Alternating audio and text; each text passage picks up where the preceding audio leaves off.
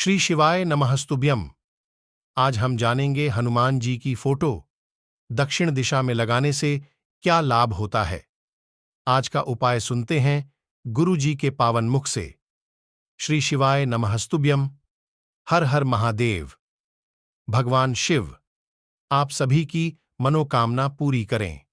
जय महाकाल। बड़े से बड़ी बीमारियां, बड़े से बड़े रोग, बड़े से बड़े कष्ट इस पूर्णिमा की रात्रि को छूट जाते हैं। दमे की बीमारी, श्वास की बीमारी, अनिद्रा की बीमारी, रात्रि को जगना, ये सारी बीमारियां पूर्णिमा की रात्रि को अगर व्यक्ति अपने जीवन को सुखमय बनाए, अपने जीवन को आनंदमय बनाए तो सब छूट सकते। पूर्णिमा का व्रत करने का कारण क्या है बताइए?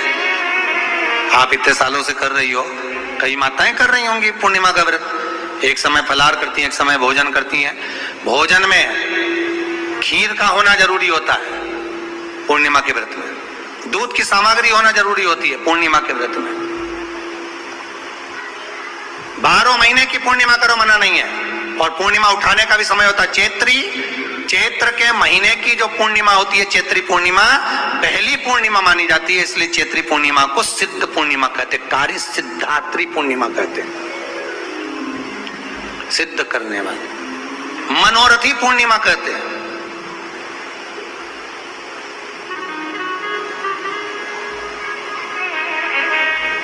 मनोरथी पूर्णिमा।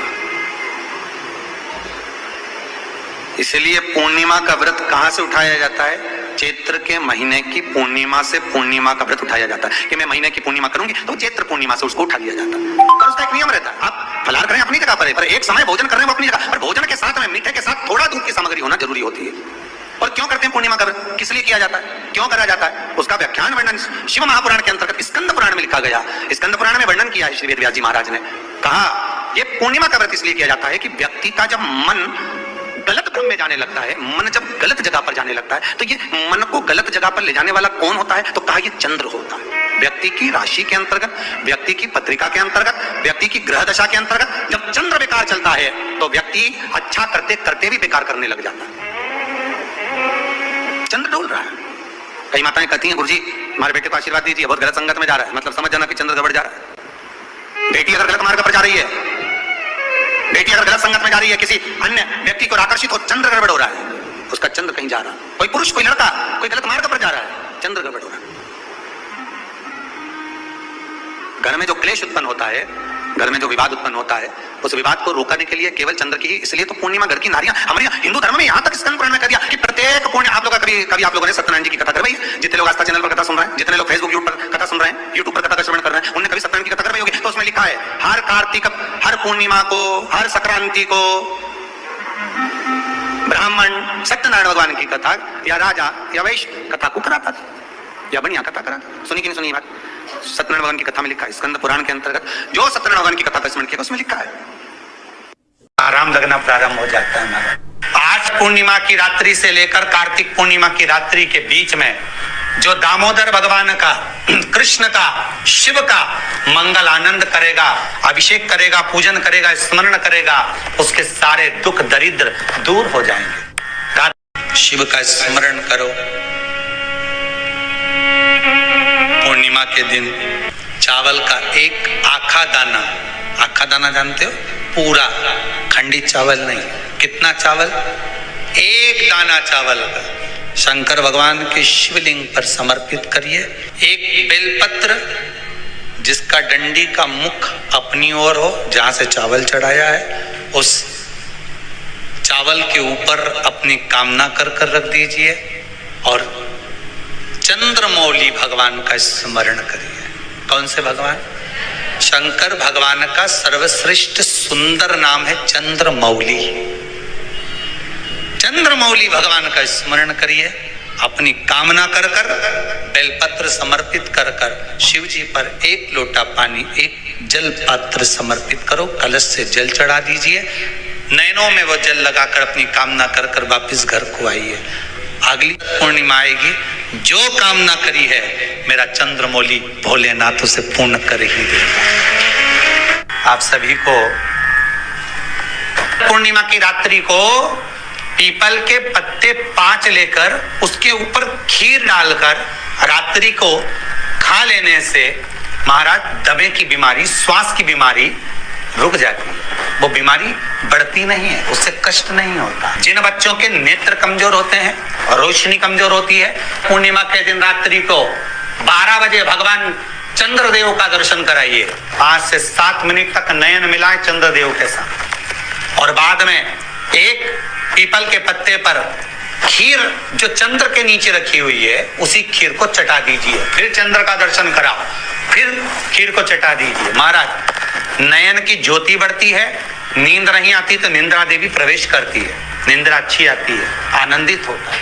महाराज जिस व्यक्ति के शरीर में गांठ पड़ जाती हो, शरीर काला पड़ जाता हो, चट्टे पड़ जाते हो या दांत खाज खुजली हो जाता हो, उसके लिए भी पूर्णिमा की रात्रि को 12 बजे महाराज भगवान चंद्रदेव के लिए 21 दिए जलाए जाते हैं। उस 21 दिए की कालोज एक थाली में इकट्ठी करी जाती है। कालोज को इकट्ठी कर शरीर में गाय के घी के साथ में जहां जहां जगह पर चट्टे हैं, गांठ है, वहां लगाया जाता है। उसको 5 या 7 दिन लगाइए। उसके बाद में रोज प्रतिदिन लगाने के आधे घंटे बाद स्नान कर लीजिए, आराम लगना प्रारंभ हो जाता है। हमारा आज पूर्णिमा की रात्रि से लेकर कार्तिक पूर्णिमा की रात्रि के बीच में जो दामोदर भगवान का, कृष्ण का, शिव का मंगल आनंद करेगा, अभिषेक करेगा, पूजन करेगा, स्मरण करेगा, उसके सारे दुख दरिद्र दूर हो जाएंगे। रात्रि को आप बड़े प्रेम से खीर बनाओ, चंद्रदेव की साक्षी में रखो, भोग लगाओ भगवान श्री हरि को। बन सके अगर लक्ष्मी की कमी है, लक्ष्मी नहीं आ रही है, व्यापार नहीं चल रहा है, तकलीफ बहुत ज्यादा है, घर में कष्ट है, कर्जा ज्यादा है, तो एक तांबे के कलश के ऊपर, तांबे के कलश में पानी भरना, कटोरी रखना, उस पे लक्ष्मी जी की मूर्ति रखना। लक्ष्मी जी की मूर्ति नहीं हो तो चांदी का सिक्का रखना। उसके सम्मुख में आप 31 दीपक घी के लंबी बाती के जला देना। महाराज एक एक कमल गट्टा उस 31 दिए के अंदर डाल देना और लक्ष्मी जी का पूजन करना, लक्ष्मी जी का स्मरण करना, खीर का भोग लगाना, पान के पत्ते पर खीर रखना, 5 पत्ते पर खीर का भोग लगाना और माता लक्ष्मी से विनती करना।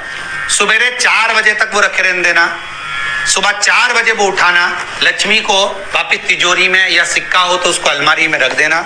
जो खीर बनी है वो प्रसाद के रूप में सुबह 8 बजे, 10 बजे, 9 बजे जब खाना हो प्रेम से पाना।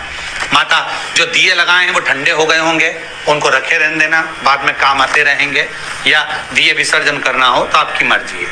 पर वो मिट्टी के दिए लगेंगे, आटे के दिए नहीं लगेंगे, मिट्टी के दीप लगाना है आपको। 31 घी के दिए लगाना है। लक्ष्मी जी का पूजन करो, कंकु, चावल, हल्दी, मोली से, सब तरह से। पूर्णिमा की रात्रि को सुख मिलेगा, आनंद मिलेगा, लक्ष्मी की वृद्धि होगी, कार्य सिद्धि होगी। दूसरा क्रम, पूर्णिमा के दिन आप शाम को प्रदोष काल के समय 4:30 बजे से 6 बजे के बीच में 1 लोटा पानी, उसमें 5 बेलपत्र रखकर, 1 कमल गट्टा डालकर भगवान चंद्रेश्वर महादेव के नाम से भगवान शंकर को चढ़ा दीजिए। आपकी जो कामना हो वो कामना कर चढ़ाएं, विनती करें चंद्रेश्वर महादेव को और निवेदन करें कि हमारा ये कार्य सफल हो। केवल पूर्णिमा के दिन चढ़ाइए, कार्तिक पूर्णिमा तक क्या फल मिलता है हमको जरूर बताइए। भी पूर्णिमा की रात्रि को और कार्तिक पूर्णिमा की रात्रि को गर्भवती नारी अपनी नाभि पर यदि चंद्र की दृष्टि पड़वा लेती है तो बच्चा विकलांग पैदा नहीं होता है। गर्भ से जो बालक होगा श्रेष्ठ होगा, विद्वान होगा, चतुर होगा, पढ़ने में होशियार होगा, क्योंकि ये चंद्र की किरणें जब समुद्र में उछाल ला सकती हैं तो आपके जीवन में भी तरक्की ला सकती है, उछाल ला सकती है। पूर्णिमा के दिन अगर आप शंकर भगवान को 1 लोटा पानी अगर शिव को समर्पित कर रहे हो, श्वेत पुष्प को रखकर शंकर जी के ऊपर सफेद फूल को चढ़ाकर अगर 1 लोटा जल भी, एक पात्र जल भी शंकर को समर्पित कर रहे हो तो ये लक्ष्मी के लिए ही तो कर रहे हो। और कौन सी लक्ष्मी? पूर्ण लक्ष्मी। पूर्ण लक्ष्मी पार्वती के यहाँ जब पहुंची, माता पार्वती जी ने लक्ष्मी जी को देखा और सरस्वती को देखा तो पूछा कि बात क्या है, क्या हो गया ऐसा, क्या हुआ, क्या है ऐसा जो तुम दोनों आज मेरे पास में आई?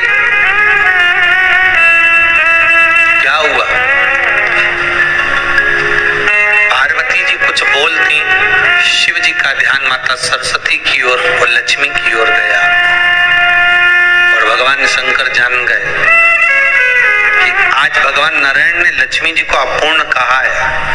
अब देखिए माता पार्वती क्या कर सकती है, इसको पूर्ण बनाने के लिए करेगी क्या। क्या हुआ, माता सरस्वती जी बोली लक्ष्मी को अपूर्ण कर दिया। अपूर्ण कर दिया, हाँ, तो क्या सोचना उसके लिए, इसको मैं अभी पूर्ण बना देती हूँ। माता जगत जननी पार्वती ने गोदी में विराजमान गणेश जी को उठाया और उठाकर लक्ष्मी जी की गोद में दे दिया। ले लक्ष्मी, आज से तू पूर्ण हो गई। लक्ष्मी, आज से तू पूर्ण है। केवल एक दीवार ऐसी होती है जहां पर हनुमान जी का चित्र लगाया जाता है। चाहे तुम पर्वत उठाने वाला चित्र लगाओ हनुमान जी का, चाहे बैठे हुए लगाओ, चाहे रामायण पढ़ने वाला लगाओ, चाहे लंका दहन करने वाला लगाओ, चाहे राम नाम जपने वाला लगाओ, चाहे लक्ष्मण को संजीवनी देने वाला लगाओ, चाहे मौन मुद्रा में लगा दो, चाहे स्तुति में लगा दो, चाहे भजन में लगा दो। हनुमान जी का कोई भी चित्र लगता है तो ना पूरब में लगेगा, ना पश्चिम में लगेगा, ना दक्षिण में लगेगा। हनुमान जी का अगर चित्र लगता है तो उत्तर की दीवार में दक्षिण को देखते हुए लगता है, केवल एक ही स्थान। जैसे पूर्वजों के चित्र को, पितरों के चित्र को, गए हुए हमारे जीवों के चित्र को दक्षिण में विराजमान किया जाता है, उसी तरह हनुमान को उत्तर में विराजमान कर कर दृष्टि दक्षिण में कर दी जाती है। घर में हनुमान जी के जितने फोटो होते हैं उसको केवल दक्षिण दिशा में लगा, उत्तर दिशा में लगा बिठा देते हैं और दक्षिण की ओर उनकी दृष्टि होना चाहिए, दक्षिण की ओर उनका मुख होना चाहिए। क्यों महाराज, अगर व्यक्ति के जीवन में कोई बीमारी आने वाली है, व्यक्ति के जीवन में कोई रोग आने वाला है, व्यक्ति के जीवन में अगर कोई कष्ट आने वाला है, व्यक्ति के जीवन में अगर कोई परेशानी आने वाली है, व्यक्ति के जीवन में कोई एक्सीडेंट का योग भी बनने वाला है, तो शास्त्र कहता है वो दिशा दक्षिण से ही बनता है। ये दक्षिण जो दिशा है ये यम की दिशा है। यहां संपूर्ण परिवार के साथ यमराज अपने आनंद में निवास करता है, यम दिशा। और जब हमारे घर में, हम ये नहीं कह रहे कि आप हनुमान जी का फोटो लगाओ, हम ये भी नहीं कह रहे, आपके घर में हो और आपने अगर विराजमान कर कर रखा है किसी दिशा में, तो हमारा तो निवेदन रहेगा, अभी तक आपने अगर जैसा रखा, पर एक बार दिशा बदल कर देखना कि रोग, बीमारी, कष्ट, दुख, तकलीफ में आपको लाभ मिला कि ना।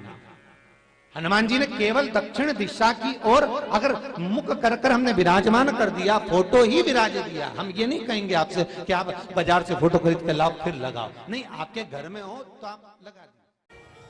श्री शिवाय नमस्तुभ्यम। उपाय अच्छा लगा तो वीडियो को लाइक करें और चैनल पर नए हो तो चैनल को सब्सक्राइब करें। जय महाकाल।